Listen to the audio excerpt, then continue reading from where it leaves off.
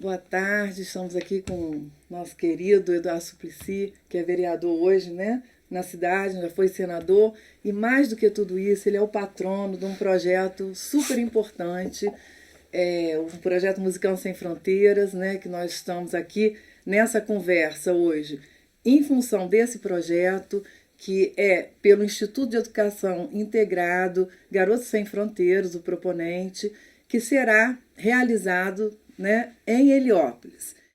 Então, assim, para começar a nossa conversa, eu vou trazer aqui para a roda o Edgar Morin para dialogar conosco. Estou lendo dele Chorar, Amar, Rir e Compreender, que é um livro que trata de algo mais importante que os simples afazeres da vida. Olha o mundo, olha a vida e vive. Trata-se de um olhar, um viver, que são reflexos de sua enorme complexidade, universalidade e da concretude da condição humana. Trata-se de viver a vida em sua multidimensionalidade e complexidade, em sua ordem e desordem. Trata-se de viver no cotidiano, de resistir à barbárie humana de uma época bárbara, cruel, devido a uma incapacidade generalizada de ver a vida e o mundo além da linearidade, previsibilidade e fragmentação. Resistir é insensibilidade e a crueldade que se estende por toda a parte. Então, resistir a, né? Não é resistir à insensibilidade e à crueldade que se estende por toda a parte. Morin escreveu um diário que começou adolescente e terminou aos seus 21 anos. Nesse diário, ele termina com a seguinte frase: necessidade de ação ou convicção profunda. É o que veremos mais tarde. De fato, a necessidade de ação alimenta a convicção, ou melhor, a esperança. E a esperança alimentou a necessidade de ação. Tenho a impressão que essa indagação passará por nossa conversa hoje aqui. Quando ele se indaga, ele traz o que tem em comum, ou deveria ter na condição humana. Como seres humanos, deveríamos ter um autoconhecimento do que é ser humano. Para esse autor, o conhecimento necessita de autoconhecimento. Diz ele, na introdução de um outro livro chamado Meus Demônios, né? Eu sei que todo conhecimento é, ao mesmo tempo, uma tradução e uma reconstrução mentais. E é esse problema-chave que encarei em Conhecimento do Conhecimento. Sei que a percepção de um acontecimento pode comportar a seleção daquilo que incomoda. Sei que as ideias nos são necessárias para conhecer o mundo, são ao mesmo tempo aquilo que camufla o mundo ou nos desfigura. Sei que nada está protegido da mentira de si mesmo, mas minha restituição não é integral. Existe o não dito e mesmo o interdito. Todo ser humano é complexo. Na unidade do seu eu, ele traz múltiplas personalidades e até mesmo personagens surgem, cada uma excluindo as outras. Ele passa de um estado de espírito ou de um sentimento a outro diferente e também contrário. Traz em si fantasmas e sonhos insensatos. Para ele, a civilização que desumaniza ainda não foi reumanizada. Com tudo isso, penso no quanto nós humanos somos negligentes em relação ao próximo. E acredito que essas negligências têm muito a ver com as carências que portamos. Quero dizer que a carência que carrego em mim, ela poderá me fazer olhar o próximo de forma tão real que, para não sofrer, fujo dele. Mas, na realidade, não é dele que estou fugindo, e sim de mim mesmo. Por outro lado, quando nego isso, sou capaz de tratar com muita hostilidade esse próximo, porque ele provoca em mim sensações que mexem comigo. E muitas vezes isso passa a ser insuportável, exatamente por eu não estar preparado para lidar com tal situação.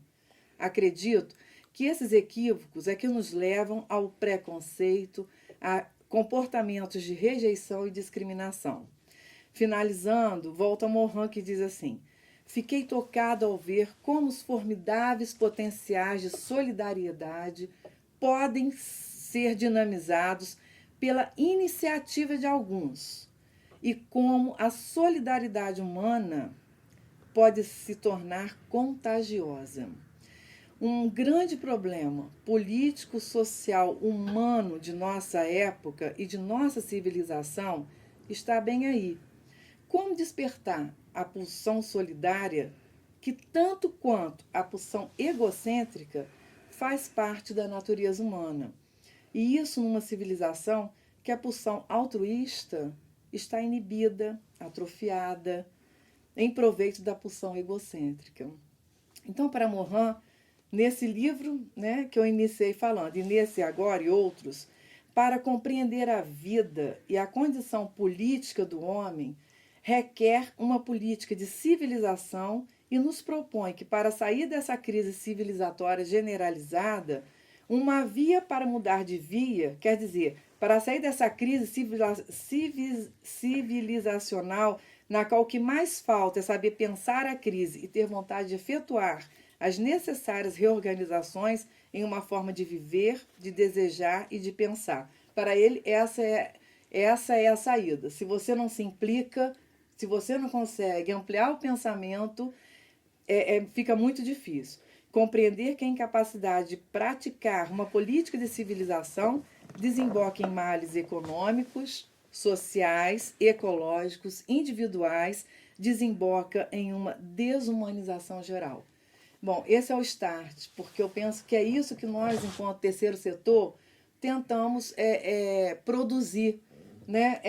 Criar oportunidade para que as pessoas que não têm oportunidade possam chegar a algum lugar e ter alguma coisa. Agora passo a palavra para vocês. Não sei quem vai querer começar, se é o Gugu, se é o Eduardo. Pode começar, Gugu.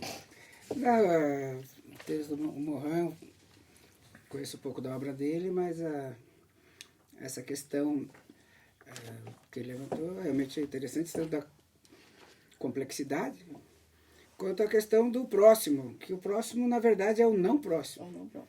Né? Porque o próximo somos pai, mãe, filho, melhor amigo, né? A gente tem que estender essa noção do próximo para uma pessoa não próxima que vai poder ter a capacidade e a oportunidade de confraternizar de conhecimentos, né? E é sempre uma experiência bilateral, multilateral, dentro da complexidade.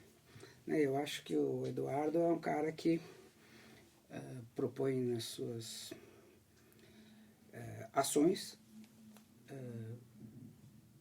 as ações são movidas por um raciocínio semelhante. Muito bem. Edgar Morin nos fala do aspecto da civilização. Se nós quisermos construir uma sociedade civilizada e justa, nós precisamos levar em consideração aqueles valores que não sejam simplesmente a busca do interesse próprio, de se levar a vantagem em tudo, mesmo que pisoteando sobre o próximo. Precisamos levar em consideração aqueles outros valores que também são próprios da história da humanidade e de nós mesmos, brasileiros. Valores tais como aqueles que estão contidos, por exemplo, num dos mais belos discursos da história da humanidade, I Have a Dream, Eu Tenho um Sonho, de Martin Luther King Jr., onde ele diz que ele estava comemorando enaltecendo, convidou uma multidão, 250 mil pessoas estavam diante do memorial de Abraham Lincoln, que foi o que assinou a abolição da escravidão. E ele diz que naquele dia que viemos pensar nos 100 anos de como havia ocorrido aquela emancipação que significava uma libertação tão importante para todos os que eram afrodescendentes, não é? E haviam passado por tantos anos de escravidão, que aquilo era uma coisa formidável, mas só que, passados 100 anos da abolição da escravidão, aqueles fundamentos que estavam escritos na Constituição norte-americana dos Estados Unidos, infelizmente para os negros não eram verdadeiras e que era necessário, então, que para que elas viessem a acontecer, que precisasse haver mudanças muito importantes e que essas mudanças não poderiam mais ser feitas no passo de se tomar o chá do gradualismo, daqueles que dizem que as mudanças vão ocorrer com o tempo, porque se elas não ocorrerem imediatamente, a América vai viver um novo verão abrasador. Mas também não vamos estar tomando do cálice do veneno, do ódio, da guerra, da vingança. Vamos sempre confrontar a força física com a força da alma. E para então ele dizer do seu sonho, eu tenho um sonho de que um dia, no Morro Vermelho da Geórgia, os filhos de ex-escravos, os filhos de ex-donos de escravos serão capazes de se sentar juntos na mesa da fraternidade. Então, é claro que todos nós desejamos progredir e ficamos felizes com o progresso de nossos filhos, né? Quando o João, o Suplo, o André se dão muito bem com as suas canções, o André como advogado, eu fico feliz, mas eu procuro transmitir a eles que nós precisamos levar em conta também esses outros valores. Eu aprendi quando eu era menino e adolescente, que meus pais, muito católicos, rezavam, éramos 11, né, os filhos e filhas, eu sou o oitavo de 11, e eles diziam o quão importante era que nós nos mantivéssemos sempre unidos, fraternos, solidários, mas que estes valores também precisavam ir além dos muros de nossa casa, né? Então, desde pequeno, comecei a observar que havia extraordinárias diferenças na sociedade brasileira, né? Seja na minha cidade, em São Paulo, onde havia muitas pessoas ainda vivendo em favelas e tudo, ou pessoas que vinham à porta de casa pedir auxílio aos meus pais, meu pai, que às vezes eu ia lá até o portão, e ele dizia, olha filho, às vezes mais importante, normalmente mais importante do que poder dar uma ajuda a essa pessoa é você poder ouvir a sua história. E então, eu desde pequeno fui me impressionando com algumas coisas que aconteciam, né? Eu lembro, eu posso só cortar um pouquinho? Pode. Eu lembro, a gente fez uma live, né? Uma live passada que a gente falou também um pouco da renda básica, mas a gente vai chegar na renda básica, mas uma passagem que você fala no seu livro sobre a Carolina de Jesus, né? Sim. Eu vejo assim que a gente quando consegue se impactar e se emocionar e estar no lugar do outro, porque quando o Guga fala desse outro próximo, eu discordo um pouco, eu não acho que o próximo seja o próximo nosso. O outro que eu estou me referindo, que eu acho que ele aqui se refere, é o outro que está dentro de nós mesmos, né? Somos outros, nós temos vários outros, né? E hoje o movimento negro, através da Grada Quilomba, que é uma pessoa negra que, né, que escreve, que combate toda essa questão do racismo, ela fala da outridade, né? E a gente precisa entender isso. Quer dizer, o negro, que você está falando aí de se colocar nesse lugar, O negro, ele tem que ser um outro com alteridade, não um outro, outridade, sabe? É esse outro menor. Porque eles precisam existir enquanto pessoas e não enquanto pessoas que foram escravizadas e assim serem reconhecidas, né? Então, quando você, nessa passagem do seu livro, quando você fala da Carolina de Jesus, é muito emocionante. A Carolina, acho que eu tinha uns 20 anos de idade e certo dia eu soube que ela iria lançar o livro Quarto de Despejo lá numa livraria na Rua Augusta. Já tinha havido o lançamento no centro. Então, mas eu resolvi ir até lá, fui de Vespa e cheguei cedo, mas fiquei até o final da manhã observando, dialogando um pouco com ela e daí achei interessante. Falei, você não quer almoçar na minha casa? E daí ela aceitou. E eu até estava de Vespa, né? Pedi, eu não era, eu morava na Casa Branca com a Alameda Santos, então próximo da Rua Augusta, né? Eu liguei para minha irmã Marina e falei, você não quer vir buscar a Carolina Maria de Jesus aqui na livraria para não levá-la de Vespa, né? E então ela veio e chegou em casa e ficou observando assim com atenção os móveis, os quadros e tudo.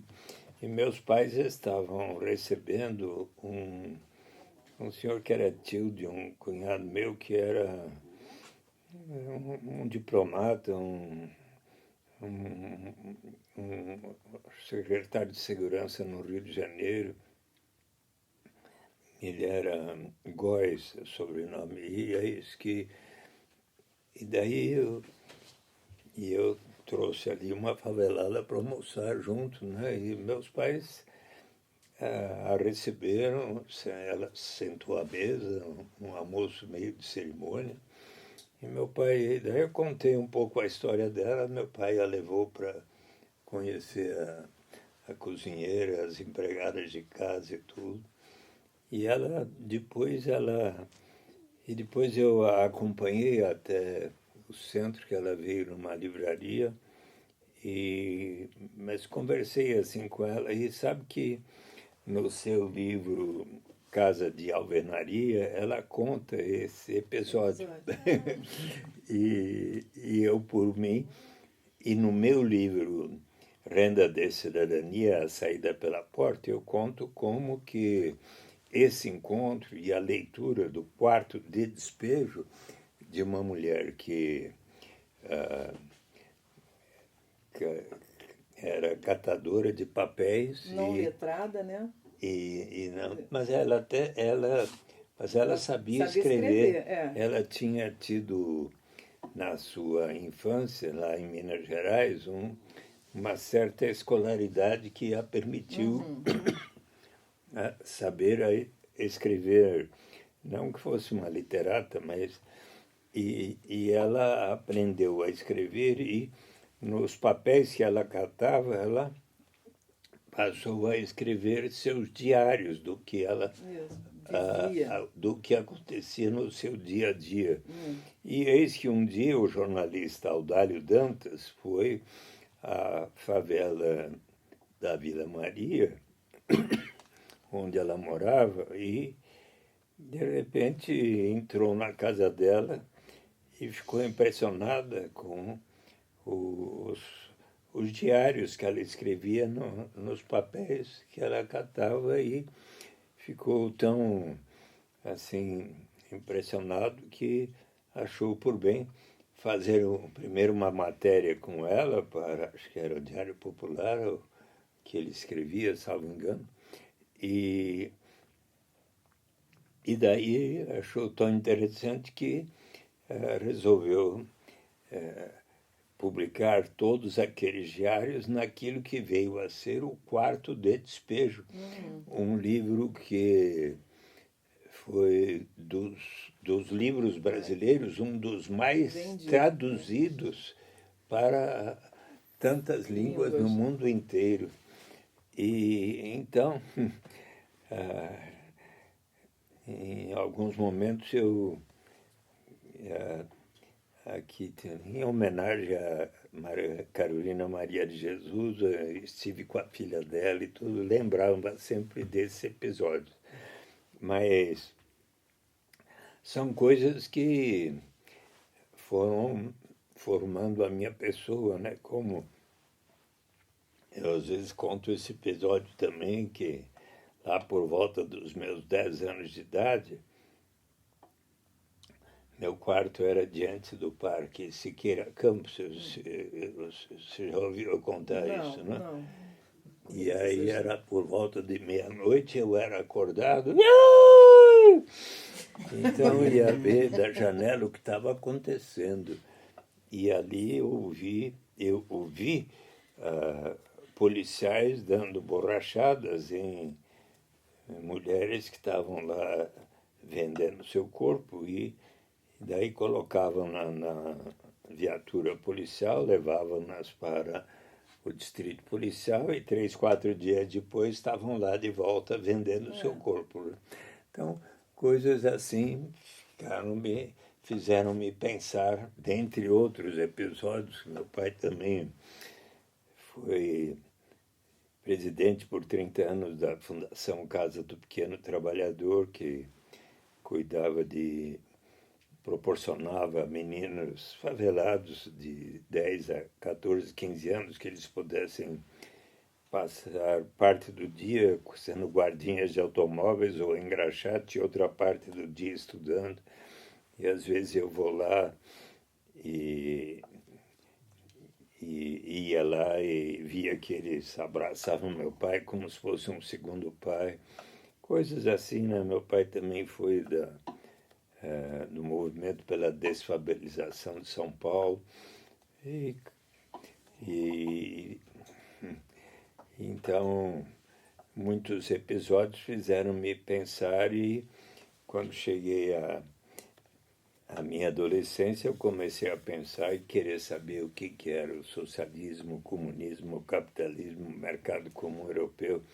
Resolvi, quando tinha concluído o 2º ano de administração de empresas, eu pedi a meus pais, olha, vai ter o Festival da Juventude pela Paz e Amizade na Finlândia, em Helsinki, e depois tem uma excursão que permitiria que eu pudesse conhecer a Europa Ocidental, Oriental, os diversos países, e queria saber muito o que é o socialismo, o mercado comum europeu, comparar as coisas, o comunismo e tal. E eu fui por meus pais permitiram que eu fosse ao Festival da Juventude pela Paz e Amizade e daí eu visitei a Rússia, a Tchecoslováquia, a Polônia, a Hungria, a Iugoslávia, a Bulgária, a Alemanha Ocidental, Oriental, a Áustria, a Suíça, a França e quando eu vi Berlim Oriental, Ocidental, o Muro de Berlim, coisas assim, eu fiquei pensando, acho que é possível melhorar a organização da sociedade, mas é importante, diante do Muro de Berlim, que a gente faça isso por meios democráticos e pacíficos, né? Então, eu me tornei assim, eu sou uma espécie de discípulo dos valores e recomendações de Mahatma Gandhi, de Martin Luther King Jr., de sempre confrontar a força física com a força da alma. E então, quando concluí meu curso de administração de empresas, eu, por um ano, trabalhei no escritório Suplicy de meu pai, de corretores, procurando desenvolver um projeto de exportação de produtos manufaturados. Mas aí surgiu um concurso para ser professor de economia na FGV, onde eu tinha estudado, né? E disse a meus pais, olha, eu queria muito fazer esse concurso, porque se eu passar, eu vou poder fazer o mestrado, doutoramento, e vou poder aprender um pouco mais de como poder resolver os problemas brasileiros e tudo. Olha, filho, veja bem se é o que você quer, porque ser professor não vai lhe dar o padrão de vida que você está acostumado, mas se for o que vai lhe deixar feliz, eu vou lhe apoiar. E aí eu fui, fiz o mestrado, voltei, lecionei 2 anos, daí voltei para fazer o doutoramento, mais 2 anos, e aí foi aí que eu também passei a estudar e ver quais instrumentos poderiam elevar o grau de justiça na sociedade, que tem a ver com a construção de um país civilizado e justo, né? Sim. E então levar em conta aqueles valores e quais são os instrumentos que podem elevar o grau de justiça na sociedade. Você sabe que o Papa Francisco tem conclamado os chefes de Estado coloquem em prática os instrumentos que venham elevar o grau de justiça para que então possa haver a paz dentro de cada país e dentre os países, né? Então, que instrumentos são esses? Quando se aboliu a escravidão, elevou-se o grau de justiça, mas não realizamos tudo aquilo que se fazia necessário para compensar séculos de escravidão. Se nós provermos a melhor qualidade de educação para todos os meninos e meninas, para todos os jovens, se possível em tempo integral, aos adultos que não tiveram boas oportunidades quando eram crianças, à luz dos ensinamentos de nosso querido professor Paulo Freire, que esse ano faria 100 anos de idade, se nós provermos a melhor qualidade de assistência à saúde na cidade, no campo, em todos os bairros da cidade, através do Sistema Único de Saúde, ainda mais num tempo como esse da pandemia do coronavírus, se estimularmos mais e mais as formas cooperativas de produção, de economia solidária à luz dos ensinamentos de Paul Singer, se provermos mais e mais oportunidades de microcrédito à luz dos ensinamentos de Muhammad Yunus, que criou o Grameen Bank lá em Bangladesh. Eu interagi bastante com ele quando ele veio ao Brasil. Fui convidado, depois fui até Bangladesh conhecer o Grameen Bank e tudo. E se aperfeiçoarmos os sistemas de transferência de renda, até chegar ao ponto de instituir, conforme eu propus como senador, a garantia de uma renda e não apenas relacionada às oportunidades de educação e saúde, como fez nesses 18 anos do Bolsa Família, agora extinto pelo presidente Bolsonaro, mas através daquilo que eu fiquei persuadido o melhor instrumento, que é a renda básica de cidadania. Você conhece bem o conceito? Eu conheço do meu jeito, mas eu acho que o senhor... Você já está recebendo? Ainda não. Ainda não. Porque você sabe que já é lei. E o que é que falta para você receber? Se é lei, precisaria... E a Tereza também. Mas não recebo. Não recebe ainda. A renda básica de cidadania refere-se ao direito de toda e qualquer pessoa, não importa a sua origem, raça, sexo, idade, condição civil ou socioeconômica, de participarmos da riqueza comum de nossa nação através de uma renda que, na medida do possível, com o progresso do país, será suficiente para atender às necessidades vitais de cada pessoa. A ninguém será negada, mas mesmo como que a assim? pessoa tenha condições de... Tem, até para o Pelé, para a Xuxa, para o presidente Bolsonaro, Por isso, por isso é universal. o Paulo Guedes, o mais bem-sucedido empresário brasileiro, para a Guga, para a Tereza, para o Eduardo Suplicy. Só que obviamente, os que temos mais colaboraremos para que nós próprios e todos os demais venham a receber. Que vantagens há? Bem, nós tivemos por 18 anos o programa Bolsa Família, que contribuiu tanto para diminuir a desigualdade, erradicar a pobreza extrema no Brasil. A fome zero ficou para zero em 2014 e 15, só que depois, nesses últimos 5 anos de recessão e desemprego, aumenta o número de moradores em situação de rua em São Paulo e tudo. Tem havido um empobrecimento, mas em relação aos aspectos positivos do programa Bolsa Família, a renda básica vai eliminar inteiramente qualquer burocracia envolvida em se ter que saber quanto cada pessoa ganha no mercado formal, na carteira de trabalho assinada ou em qualquer atividade que façamos. Se uma mãe toma conta das crianças da vizinha, recebe um trocado no dia seguinte, não precisa registrar. Eliminamos qualquer estigma ou sentimento de vergonha da pessoa precisar dizer: olha, eu só recebo tanto, por isso mereço tal complemento de renda. Eliminamos qualquer estigma ou sentimento de vergonha e também o fenômeno da dependência que acontece quando se tem um sistema que diz: se a pessoa não receber ao menos isso, então tem direito de receber tal complemento. E ela está por decidir: vou ou não iniciar essa atividade que vai me render esse tanto.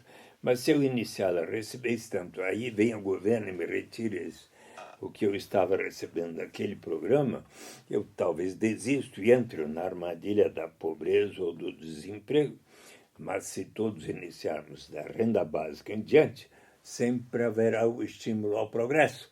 Será mesmo? Será que não vai estimular a ociosidade?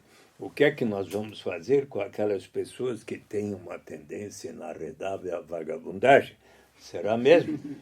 Esse é o discurso. Pensemos um pouco em nós, seres humanos. Todos nós, mulheres e homens, amamos fazer uma série de atividades, mesmo que sem remuneração no mercado. As mães, quando estão amamentando seus nenês com todo carinho, qualquer hora do dia, da madrugada, da noite, com todo carinho e amor. Nós, pais e mães, quando estamos cuidando da alimentação, desenvolvimento de nossas crianças, com todo carinho, quando nossos pais e avós são mais idosos, precisam da nossa assistência, ali estamos. Nas associações de bairros, nas igrejas de todas as denominações, nos centros e diretórios acadêmicos, quantos de nós estamos ali realizando atividades porque nos sentimos úteis? No terceiro setor, que é o caso nosso aqui agora, Então, com as ações que a gente faz com a música, o Guga pode falar um pouco disso depois. Então, Eu não queria falar, eu queria, na verdade, perguntar ao Eduardo, dentro desse contexto que a gente tem esse objetivo comum, como o senhor vê, aqui o nosso programa do Musicantes Sem Fronteiras tem duas vertentes. Tem uma vertente que é trazer a possibilidade da psicanálise para as comunidades menos favorecidas. A gente sabe que da riqueza do conhecimento psicanalítico acumulado nos últimos 100 e tantos anos e da dificuldade de levar isso para uma população carente de baixa renda. E, ao mesmo tempo, como a cultura, como a música pode colaborar nesse sentido de democratizar essa cidadania, que é o que a gente está se propondo a realizar, querendo ouvir, evidentemente, toda a questão econômica, social, política, e queremos contribuir trazendo a nossa música brasileira para que se desenvolva dentro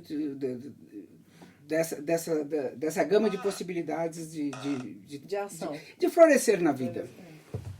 A canção é uma coisa essencial que complementa extraordinariamente a forma didática de apresentar as ideias e tudo, sabe?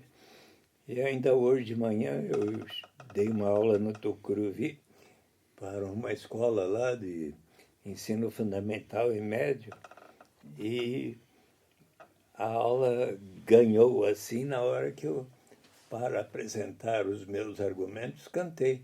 Então, então eu contei para os... Qual é a principal vantagem da renda básica de cidadania sobre a qual eu não falei ainda? Depois você responde ele, mas fala a renda básica. Do ponto de vista da dignidade e da liberdade do ser humano, de que nos fala Amartya Sen, o Prêmio Nobel de Economia em Desenvolvimento como Liberdade, onde ele diz que desenvolvimento, se for para valer, deve significar maior grau de liberdade para todos na sociedade. E ele lembra de quando ele era menino, seu pai era um ótimo professor em Dhaka, então era Índia, hoje é Bangladesh, e ele morava numa boa casa. E eis que, certo dia, brincando no jardim de sua casa, de repente entrou um homem correndo, gritando por socorro, esfaqueado nas costas.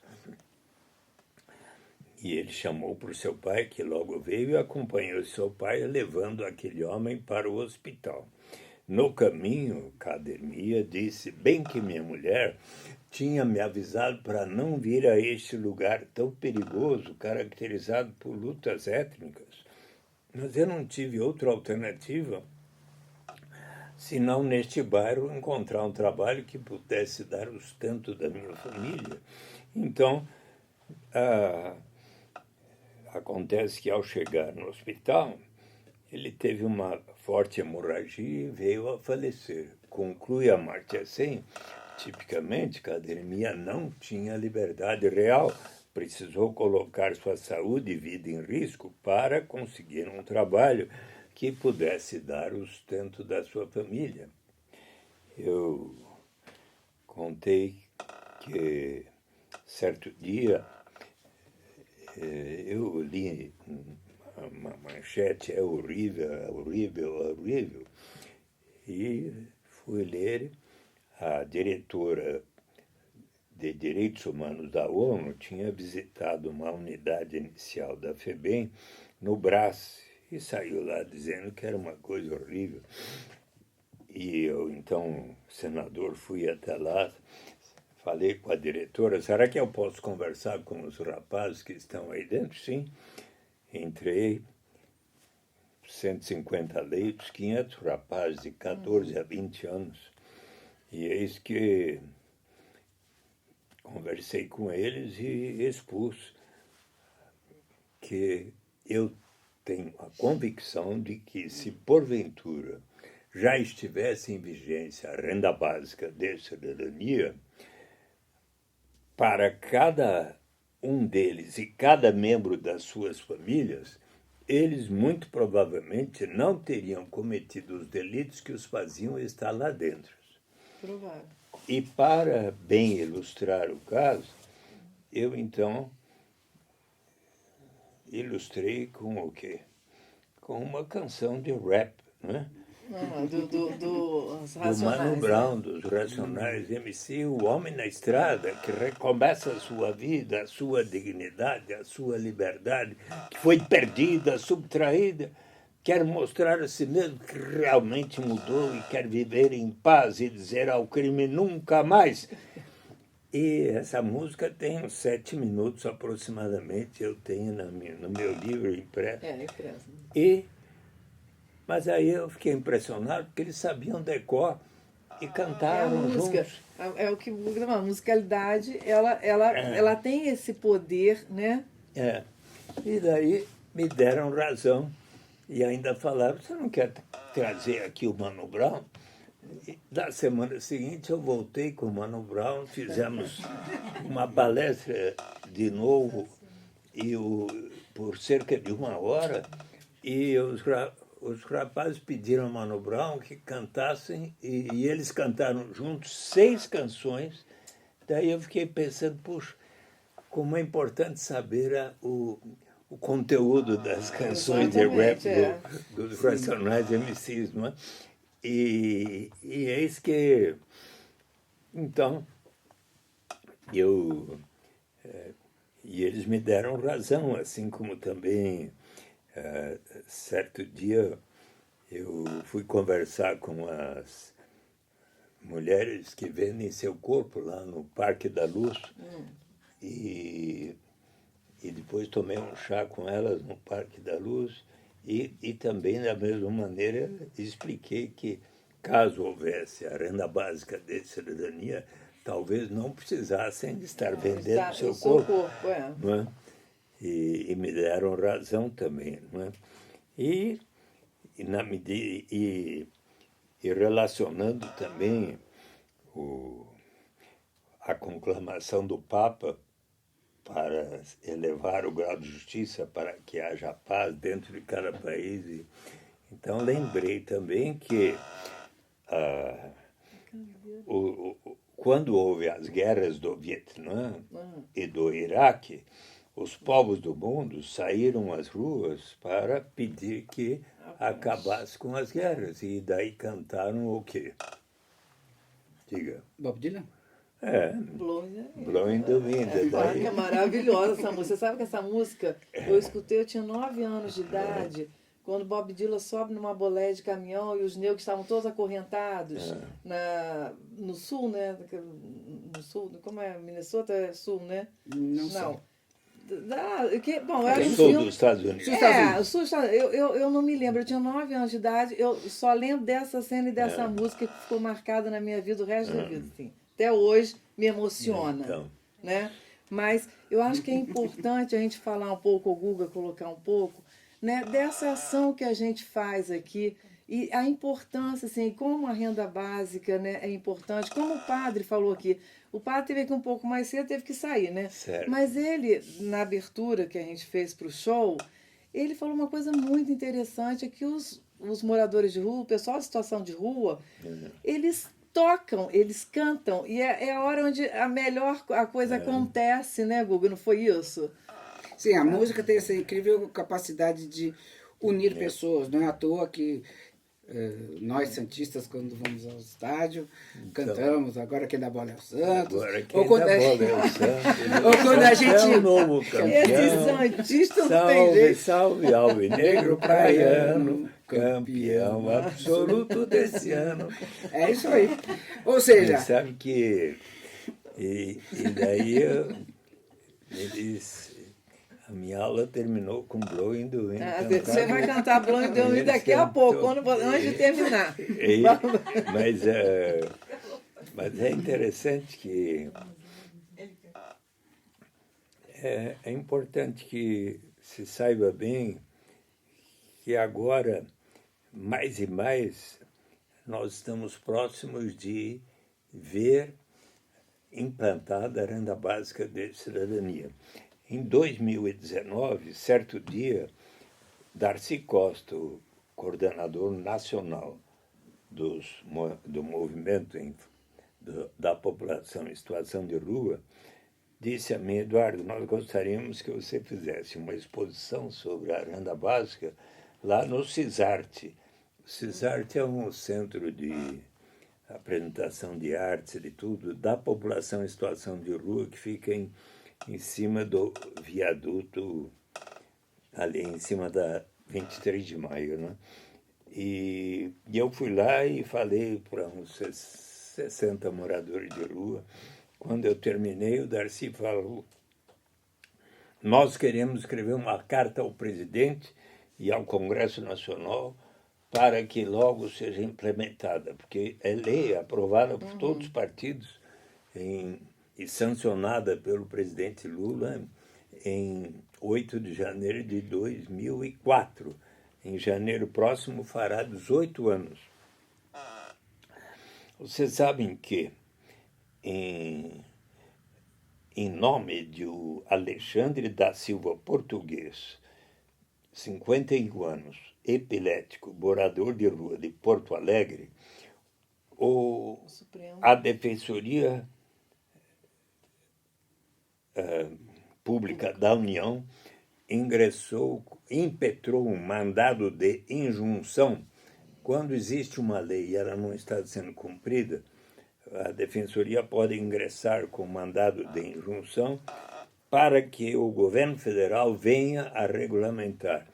E o Supremo Tribunal Federal, em 26 de abril passado, acatou o mandado de injunção e determinou que o governo Bolsonaro deverá, em 2022, iniciar o pagamento da renda básica para todas as pessoas que estejam em condição de pobreza extrema ou de pobreza absoluta.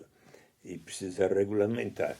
Então, eu acho que isso é um passo importante. Eles deram um ano, né, para essa implementação. E o que falta para implementar? Agora uma pergunta pessoal minha. Falta o Guga ligar para o presidente da República.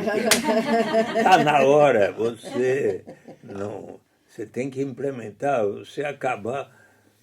você assinou, Jair Bolsonaro, uma medida provisória dia 9 de agosto, acabando com o Bolsa Família e criou o tal de Auxílio Brasil. O Auxílio Brasil, em 44 artigos, tem 9 formas de transferência de renda, em vez de torná-la ainda mais simples na direção do Bolsa da renda básica, tornar mais simples o Bolsa Família em direção a ser incondicional, universal, por enquanto está complicando.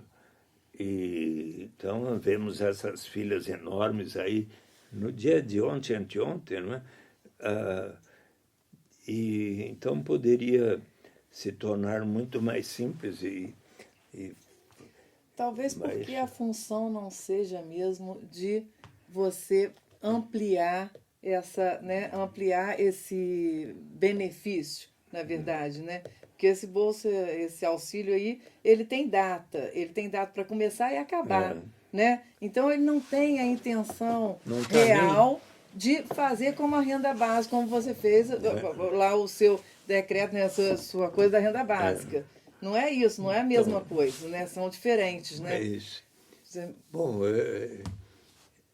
o próprio Paulo Guedes, ele já sabe que esta lei vai precisar ser regulamentada e cumprida.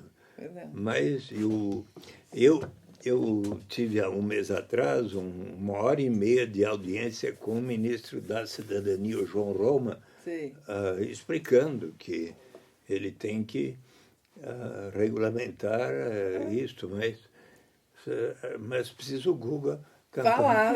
Vai lá, Guga. Cantar uma canção. Bom, então você vai agora cantar, porque já está quase na sua hora de sair, né? Mas antes de cantar, eu quero agradecer o Guga, O Guga, assim, dentro desse projeto, tem uma função essencial. O Guga é uma pessoa que aqui acolhe todo mundo, eu nunca vi nada, estou impressionada, né? Acolhe, ele chama, ele dá chance às pessoas mais, assim, que estão começando, essa galera jovem toda, ele pega, bota no colo, é um paizão. Sim, muito bacana, e com o ouvido, né? Ele escuta essas pessoas, não é isso? Escuta essas pessoas, acolhe essas pessoas são ótimas, né? Ele construiu essa orquestra que no dia 2 vai ao ar, que tem que ver lá no YouTube, no canal do YouTube, que é maravilhosa, com meninos que vieram de comunidades, né? Então é uma coisa espetacular. Você é o patrono disso tudo. Você sabe disso, né? Obrigado. Eu acho que é interessante que a experiência de fazer música, ela é em grupo, é uma experiência realmente democrática. Porque cada um, para você ter a sua expressão individual, você tem que colaborar com sua função definida dentro da orquestra, né? Como um time de futebol, uma equipe, né? Então, dentro do pensamento que é mais colaborativo, que é a marca da sua personalidade e das suas práticas, que não ficam só no mundo das ideias, tem a pragmática colocada, isso acontece na música. Então, o que a gente aprende numa orquestra? A gente aprende a tocar. a gente quer se expressar, a gente pode se expressar, mas o mais importante é aprender a ouvir. Porque você tem que ouvir o todo e contribuir com a sua parte. Tá? Aí vai chegar o momento que agora é o protagonismo do saxofone. Então ele vai ter a expressão Por individual isso dele. democrático. Mas assim, como a gente está conversando sobre isso, acho que mais importante do que eu quero falar, eu quero me expressar, eu tenho que aprender Escutar. a ouvir. A ouvir, e isso eu acho que tem dois sentidos. Tanto um sentido que a gente está colocando aqui mais pedagógico e até o sentido prático econômico. Porque assim, na medida em que as pessoas aprendem a ouvir música, elas desenvolvem uma crítica de saber o que é bacana, o que é mais bacana, o que é menos bacana, sem ter um juízo de valor. Então as pessoas se tornam ouvintes de uma coisa mais bacana e vão poder consumir e contribuir para que a música brasileira, que é um dos fenômenos mais interessantes dos últimos séculos, isso é reconhecido em qualquer parte do mundo, evolua de acordo com a sua potencialidade. Estamos juntos nessa. E isso é uma coisa super interessante, porque, na verdade, assim, a música é o que chega no homem ao seu lugar mais primitivo. Né? Eu não posso deixar passar a coisa da psicanálise. Se a gente se propõe trabalhar música e psicanálise, é nesse sentido, para a gente atingir, como o Mohan está falando, o homem, para que ele tenha consciência do que ele vem fazer nesse mundo, qual é a sua existência, o valor dessa existência. E a música, por incrível que pareça, de todas as artes, é que leva a gente lá. E agora, Blowing the Winds, pode, todo seu, você está no palco. Bom?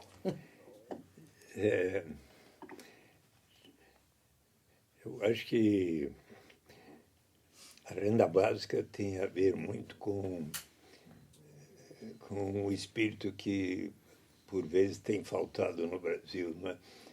Que tem havido muita incitação ao ódio. Sim. E nós precisamos muito mais propugnar o amor. Isso né? E, então, para que a gente construa uma sociedade, a gente precisa que também colocar em prática as canções de amor, não é? E dentre as canções de amor, tem uma que é considerada, se você pegar a lista das 10 mais bonitas canções de amor, qual é aquela que é que está em primeiro lugar normalmente? Eu diria Carinhoso, não? Eu sei que vou te amar. São duas lindas canções. Então, Tom Jobim e Vinícius de Moraes. O que você vai cantar? A gente pode Você vai começar cantar com a pela canção paz. de amor e depois concluir pela paz. Então tá bom, então vamos lá. Eu sei que vou te amar, por toda a minha vida eu vou te amar.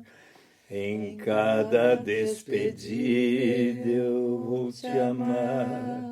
Desesperadamente eu sei que vou te amar.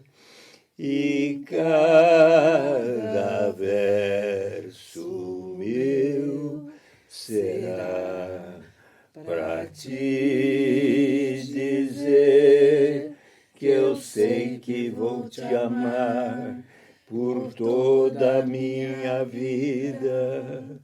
Eu sei que vou chorar, a cada ausência tua eu vou chorar, mas cada volta tua de apagar o que a tua ausência me causou. Eu sei que vou sofrer a eterna desventura de viver, à espera de viver ao lado teu por toda a minha vida. Então, se nós colocarmos em prática mais o amor, poderemos chegar o dia em que vamos cantar essa linda canção do Bob Dylan.